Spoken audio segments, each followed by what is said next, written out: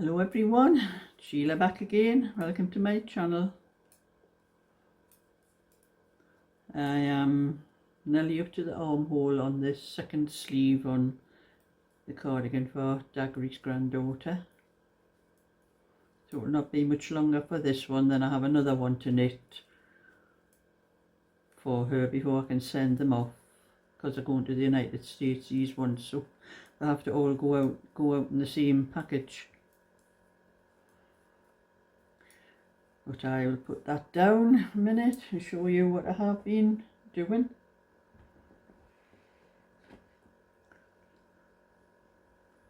I did a bit more of this. I've sorted the front out for the pattern. Doing a little, it's funny, but it's come out in exactly the same place. The colours. The white on the bottom, the pink, and then onto the grey. So it's worked out exactly the same, and I didn't have to match it. That's the way it came out when I had finished it. But like I'm saying, there wasn't going to be enough for a long sleeved sweater for this one. I was going to knit a short sleeved one instead, but I have some pink wool, probably the same kind of wool as this, a similar, very similar colour. So what I'm going to do, when I finish the front, I'm going to weigh what is left of the wool for the sleeves and split it in half and knit so far up each sleeve with this wool, and then use that, the plain pink, to finish the sleeve off and do the neck and a little bit, and do a little opening down the front. So that'll match the, you know, what goes on the top of the sleeves. And I've worked out the pattern, the lacy pattern here. You can see there, it's like the holes, the lacy holes are going like in a zigzag. You can see them going that way, then that way, then that way, and that's making the stitches go zigzag too. So it's sort of like a zigzag. That's what I would probably call this, a zigzag lace. I've just made this up as I went along. I haven't copied it from anywhere, because I was just wondering how I could work out the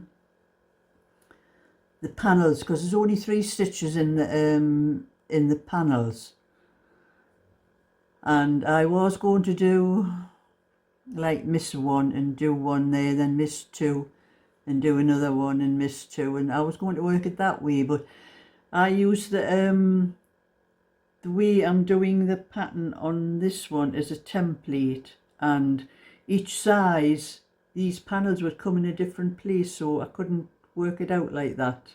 I would have to write each panel part, each lacy part separate for each size. So I've used that one as a template for all of the sizes, so it's easier to work out that way. So that's the way that one's going to be.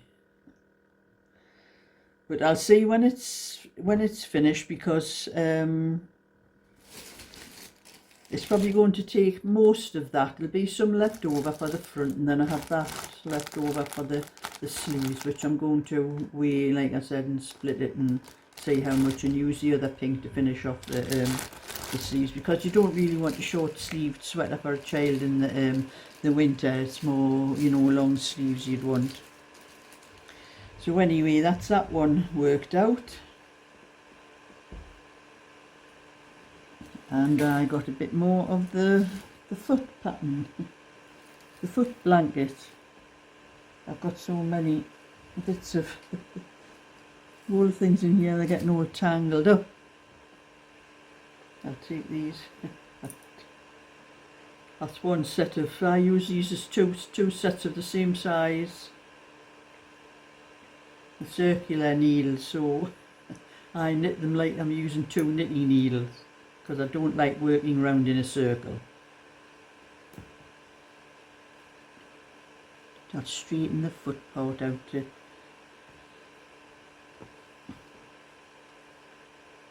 So that was how much. I'm getting a little bit more done. I got, I think, another 10 rows. It does take quite a long time to get through one of these rows, especially when I have to keep looking at the pattern all the time, because the Now where have I put the pattern here? The pattern has so many different changes of stitches all the way across. It takes me about 10 minutes to knit across one row. And I like it, that's every other row. Every row on the right side is just knit all the way across, and that's, I love that row. But the other row, it's the other row, the pattern is actually knitted on the wrong side, and you make those little feet things, you press them through to come out on the other side. But there's so many different changes of stitches, and you have to repeat those so many times. There was one row you had to repeat them all 5 times, and I was getting mixed up. I ended up, now you can see on the pattern there, I've marked a little mark each time I start a row. I put a mark on it so I know where I am on the pattern. The same on the back, I've just done there. I've got those, the rest of those to do to finish that first panel off. It's not actually complicated, it's just remembering the stitches that you're reading across. I put a, oh I haven't got it here, but I put something across the row as well when I'm knitting it. But I need something to go across that way to each group of stitches, so, because there has been a couple of times when I've done the wrong stitches and I've had to go back again. But as I get more used to it, it gets better. But there's no row that you can repeat. Every single row is different until you start doing the pattern again for the next panel. So that's that one. Put those circular ones in case I lost them.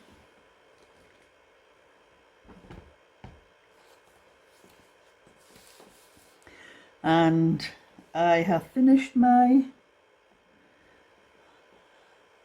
that's my bag, my wool in, and I put a little loop on, but I made a little video to show you better what I've actually done with it. And that was all knitted with scrap wool.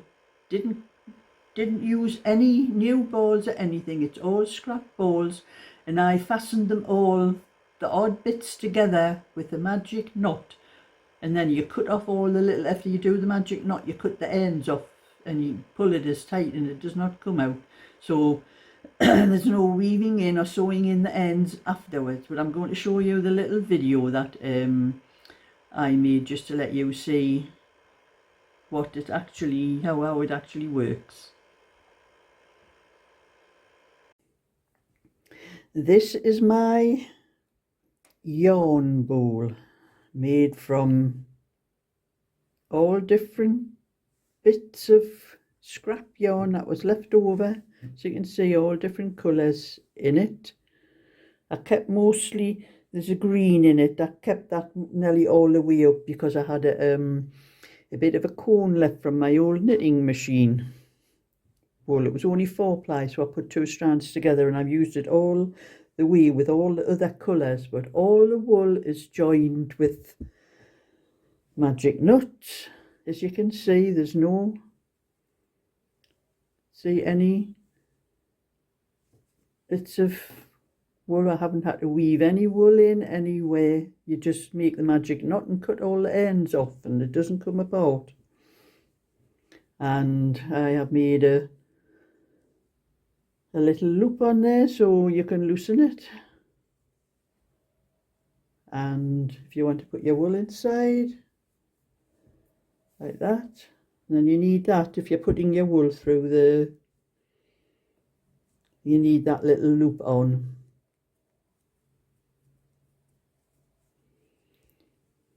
And then you just pull the wool up like that when you're knitting, and that stops that wool from rolling all over my floor and picking my hairs up that happen to end up on the floor. So it's a very cheap yarn bowl, just made out of any old scraps.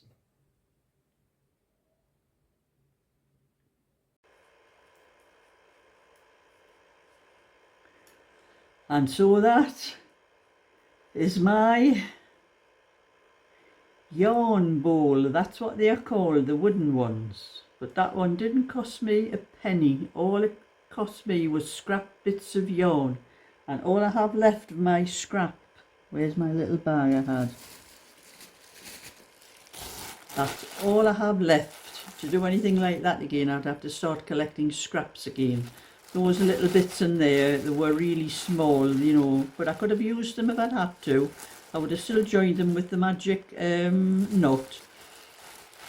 One or two bigger bits, but it's not, it's like bouclé. That's like a kind of bouclé stuff. You can't see it there. I'll show you better there.